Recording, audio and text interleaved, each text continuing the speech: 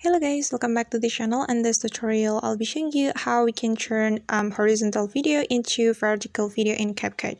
So let's get started. Here I have imported my video to CapCut, and as you can see, this is my horizontal video, and we're going to turn this video to a vertical video. So if we want to change it, we just need to click on ratio right here. Then you can select this ratio, this 9:16 ratio, tap on it.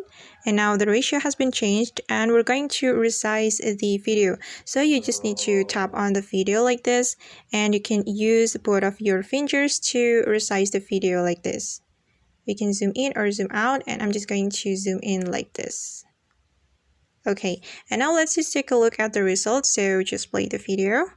So wait guys. Okay, and now let's just play the video. And this is the result, guys.